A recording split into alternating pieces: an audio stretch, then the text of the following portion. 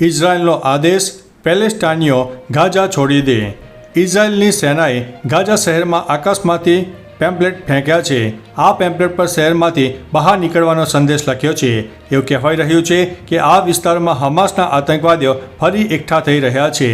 આથી ઇઝરાયલે ગાઝાના વસ્તીવાળા વિસ્તારોમાંથી સંદેશા મોકલવાનું શરૂ કર્યું છે। દરમિયાન અમેરિકા, ઇજિપ્ત અને કતાર પણ ઇઝરાયલના અધિકારીઓ સાથે યુદ્ધ વિરામ અંગે ચર્ચા કરી રહ્યા છે।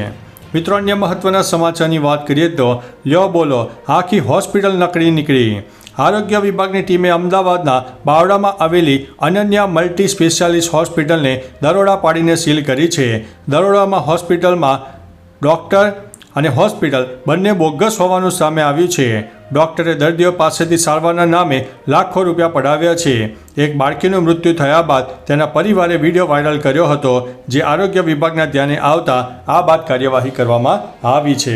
મિત્રો, અન્ય મહત્વના સમાચારની વાત કરીએ તો એલડી કોલેજમાં મૃતક વિદ્યાર્થીના પરિવારનો હોબાળો।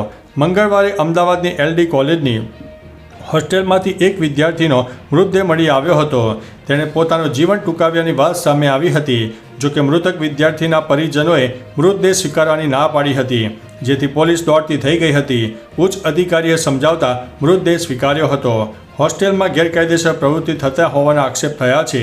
હોસ્ટેલમાં સીસીટીવી ન હોવાથી સવાલ ઉઠ્યા છે।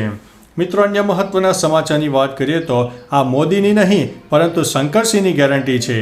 બનાસકાંઠાના પાલનપુરમાં ગુજરાતના કોંગ્રેસના એકમાત્ર સાંસદ જ્ઞાનીબેન ઠાકોરે સત્કાર સમારંભ યોજ્યો હતો, જેમાં કોંગ્રેસના પ્રદેશ પ્રમુખ શક્તિસિંહ ગોહિલના નિવેદનથી રાજકારણ ગરમાયું છે। શક્તિસિંહ ગોહિલે બનાસ ડેરીના ચેરમેન શંકર ચૌધરીને અપીલ કરતા કહ્યું છે કે ગલબાબા કાકાનું ઋણ ઉતારો। ગલબા કાકાની પૌત્રી પાર્લામેન્ટમાં નહીં ચાલે પણ ડેરી સારી રીતે ચલાવશે। આ મોદીની નહીં પરંતુ મારી ગેરંટી છે। મિત્રો, અન્ય મહત્વના સમાચારની વાત કરીએ તો અમદાવાદથી અનેક પર્યટન સ્થળોની સીધી ફ્લાઇટ શરૂ। ફરવાના શોખીનો ગુજરાતીઓ માટે સારા સમાચાર સામે આવ્યા છે। અમદાવાદથી પ્રસિદ્ધ પર્યટન સ્થળોની સીધી ફ્લાઇટ શરૂ થઈ છે। અમદાવાદથી લોનાવાલા, મહાબળેશ્વર, કેરળના મુન્નાર અને એલપ્પીની સીધી ફ્લાઇટ મળશે। આ સિવાય અમદાવાદથી ઓલી, દહેરાદૂન, મસૂરી, હરિદ્વાર અને ઋષિકેશ જવા માટે જોલી ગ્રાન્ટ એરપોર્ટ સુધી ડાયરેક્ટ ફ્લાઇટની સુવિધા શરૂ કરવામાં આવી છે। મિત્રો, અન્ય મહત્વના સમાચારની વાત કરીએ તો ચાની કિટલી 11 વાગ્યે બંધ કરવા આદેશ આપવામાં આવ્યો છે। સુરત એસઓજી દ્વારા ગઈકાલે મોડી રાત્રે શહેરના વિવિધ વિસ્તારોમાં ચાની કિટલી પર સરપ્રાઇઝ ચેકિંગ કરવામાં આવ્યું હતું। ત્યારબાદ રાત્રે 11 વાગ્યે ચાની કિટલી બંધ કરી દેવાનો આદેશ આપવામાં આવ્યો હતો। તો સામે વેપારીઓનું કહેવું છે કે 1 મહિનાના દુકાનના ભાડા 1 થી લઈને 3 લાખ સુધીના છે, જેની કમાણી કરવા માટે ચાની કિટલી ખુલ્લી રાખવી જરૂરી છે। આ તરફ એસઓજીએ કાર્યવાહી કરવાની ચીમકી આપી દીધી છે। મિત્રો, અન્ય મહત્વના સમાચારની વાત કરીએ તો રાષ્ટ્રપતિએ બેડમિન્ટન પર હાથ અજમાવ્યો છે। રાષ્ટ્રપતિ દ્રૌપદી મુર્મુનો રમતો પ્રત્યેનો પ્રેમ જોવા મળ્યો છે। તેઓ રાષ્ટ્રપતિ ભવનના બેડમિન્ટન કોર્ટમાં સાયના નેહવાલ સાથે રમવા ઉતર્યા હતા। તેમના વિડીયો અને તસવીરો સોશિયલ મીડિયામાં વાયરલ થઈ રહી છે। આ અંગે સાયના નેહવાલે પણ રાષ્ટ્રપતિ દ્રૌપદી મુર્મુનો આભાર માન્યો છે। સાયનાએ રાષ્ટ્રપતિ સાથે રમવાની તસવીરો શેર કરીને લખ્યું છે કે આ મારા જીવનનો યાદગાર દિવસ બનશે। મારી સાથે બેડમિન્ટન રમવા માટે તમારો આભાર। મિત્રો, અન્ય મહત્વના સમાચારની વાત કરીએ તો બ્રિટનની સાંસદમાં ભગવદ્ ગીતાના શપથ।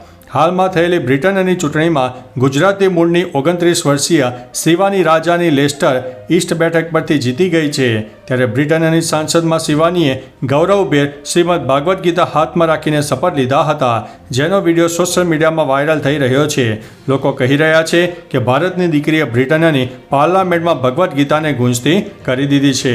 મિત્રો, અન્ય મહત્વના સમાચારની વાત કરીએ તો નકલીની બોલબાલા, 2 નકલી પોલીસ પકડાયા છે। ગુજરાતમાં આજકાલ નકલીની બોલબાલા વધી રહી છે। આજ કડીમાં અમદાવાદ રિંગ રોડ પરથી 2 નકલી પોલીસ કર્મીઓ ઝડપાયા છે। એફ ડિવિઝન ટ્રાફિક પોલીસે ચોક્કસ બાતમીના આધારે 19 પાસેના રિંગ રોડ પર એક કાર ચાલક પાસેથી તોડ કરી રહેલા 2 નકલી પોલીસને પકડી લીધા છે, તો એક આરોપી ફરાર થઈ ગયો છે। આ અંગે સોલા પોલીસે વધુ તપાસ હાથ ધરી છે। મિત્રો, અન્ય મહત્વના સમાચારની વાત કરીએ તો પતિ પત્ની ઓર વો બોયફ્રેન્ડે કરી છે હત્યા. સુરતમાં ક્રાઇમની ઘટનાઓમાં સતત વધારો જોવા મળી રહ્યો છે, ત્યારે વધુ એક ક્રાઇમની ઘટના સામે આવી છે, જેમાં સુરતના ભેસ્તાનમાં અઠવાડિયામાં 2 હત્યાના બનાવો સામે આવ્યા છે. બંને મર્ડરની મિસ્ટ્રી ઉકેલવામાં પોલીસે ભારે જહેમત ઉઠાવવી પડી છે. 3 દિવસ પહેલાં જે યુવકને મોતને ઘાટ ઉતારી દીધો હતો તે આરોપીઓની પોલીસે ગણતરીના કલાકોમાં ધરપકડ કરી છે. મિત્રો, અન્ય મહત્વના સમાચારની વાત કરીએ તો પાકિસ્તાન નહીં જાય ટીમ ઇન્ડિયા.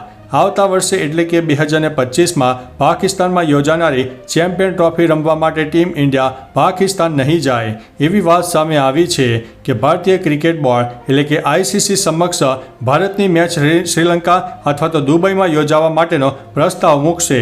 ઉલ્લેખનીય છે કે ચાલુ વર્ષે પાકિસ્તાનમાં યોજાયેલા એશિયા કપની મેચ માટે પણ ભારતીય ટીમ પાકિસ્તાન નહોતી ગઈ. ભારતની મેચ શ્રીલંકામાં યોજાઈ હતી.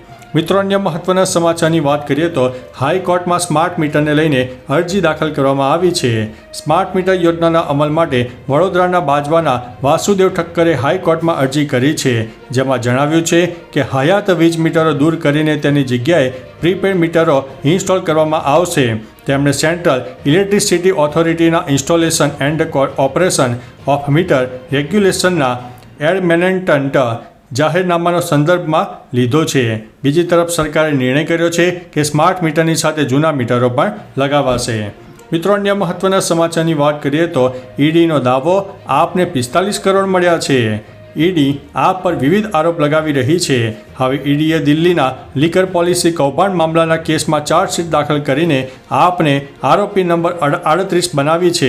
સાથે દાવો કર્યો છે કે લીકર પોલિસી કૌભાંડથી મળેલા 100 કરોડ રૂપિયાની લાંચમાંથી 45 કરોડ સીધી રીતે આપને મળ્યા છે. આ રૂપિયા હવાલા મારફત ગોવા વિધાનસભાની ચૂંટણીમાં ઉપયોગ કરવા માટે મોકલાયા હતા. પહેલીવાર કોઈ રાજકીય પક્ષને મની લોન્ડરિંગ કેસમાં આરોપી બનાવવામાં આવ્યો છે. મિત્રો, અન્ય મહત્વના સમાચારની વાત કરીએ તો ગુજરાતના 207 ડેમમાં પાણીની આવક શરૂ થઈ છે. 2 ઓવરફ્લો થઈ ગયા છે. ગુજરાતમાં સારા વરસાદને પગલે 207 ડેમોમાં નવા પાણીની આવક થઈ છે. આ ડેમોમાં 39.06% પાણીનો સંગ્રહ થયો છે. સૌરાષ્ટ્રના 141 ડેમોમાંથી 2 ડેમો સંપૂર્ણ છલકાતા હાઈ એલર્ટ મોડ અપાયું છે. નર્મદા જળ સંપત્તિ વિભાગના રિપોર્ટ પ્રમાણે સરદાર સરોવર ડેમમાં અત્યારે 50.01% પાણીનો જથ્થો સંગ્રહ થયો છે. ઉપરવાસમાં થયેલા વરસાદને કારણે પણ સરદાર સરોવર ડેમમાં પાણીની આવક સારી થઈ છે. મિત્રો, અન્ય મહત્વના સમાચારની વાત કરીએ તો સૈનિકો પર ફરીથી હુમલો. જમ્મુ કાશ્મીરના ઉધમપુરમાં આતંકવાદીઓએ ફરી એકવાર સુરક્ષા દળો પર ગોળીબાર કર્યો છે. જવાનોએ જવાબી કાર્યવાહી કરતા આતંકીઓ ભાગી ગયા હતા. એન્કાઉન્ટર બાદ સૈનિકોએ તે એરિયામાં શોધખોળ શરૂ કરી છે. અહીં કઠુઆ હુમલામાં સંડોવાયેલા આતંકવાદીઓ વિશે હજુ કોઈ સુરાગ મળ્યો નથી. સુરક્ષા દળો આ વિસ્તારમાં સર્ચ ઓપરેશન ચલાવી રહ્યા છે. મિત્રો, અન્ય મહત્વના સમાચારની વાત કરીએ તો શું PM મોદી અંબાણી પરિવારના લગ્નમાં આપશે હાજરી? મુકેશ અંબાણીના નાના દીકરા અનંત અંબાણીના લગ્ન આજે 12 જુલાઈએ આયોજન છે. આ શાહી લગ્ન સમારોહમાં રાજકીય દિગ્ગજો, વિદેશી મહેમાનોને પણ આમંત્રણ આપવામાં આવ્યું છે. ત્યારે ચર્ચાઓ તેજ બની છે કે શું PM મોદી અનંત અને રાધિકાના લગ્નમાં હાજરી આપશે? કહેવામાં આવી રહ્યું છે કે PM મોદી અનંત અને રાધિકાના લગ્નમાં હાજરી આપી શકે છે, જેથી સ્થળની આસપાસ બંદોબસ્ત કરવામાં આવી રહ્યો છે. મિત્રો, અન્ય મહત્વના સમાચારની વાત કરીએ તો આફતનો વરસાદ, 182 લોકોના થયા છે મોત. દેશના 4 રાજ્યોમાં ચોમાસાએ આફત સર્જી છે, જેના કારણે 182 લોકોએ જીવ ગુમાવ્યો છે, જેમાં આસામમાં 92, ઉત્તર પ્રદેશમાં 52, હિમાચલ પ્રદેશમાં 22, બિહારમાં 16 લોકોના વરસાદ સંબંધિત ઘટનામાં મોત થયા છે. આસામમાં છેલ્લા કેટલાય દિવસોથી પૂરની પરિસ્થિતિ જોવા મળી છે, તો યુપી અને બિહારમાં વીજળી પડવાને કારણે અનેક લોકોના મોત થયા છે. આ તરફ હિમાચલમાં પણ ભૂસ્ખલનમાં લોકોએ જીવ ગુમાવ્યા છે. મિત્રો, અન્ય મહત્વના સમાચારની વાત કરીએ તો દારૂના અડ્ડાઓ પર ખાખીની રહેમ. હાલ ભરૂચનો એક વિડીયો વાયરલ થઈ રહ્યો છે.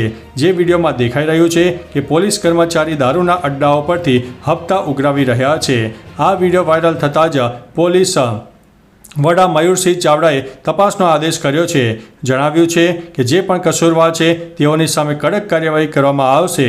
આ વિડીયો ભરૂચના લીંબુ છાપરી વિસ્તારનો હોવાનું જાણવા મળ્યું છે અને આ વિસ્તાર B ડિવિઝન પોલીસ સ્ટેશનની હદમાં આવે છે. તો ચાલો મિત્રો, ફરીથી દેશ અને દુનિયાના સુપરફાસ્ટ સમાચાર લઈને મળતા રહીશો. ત્યાં સુધી અમને રજા આપશો. નમસ્તે.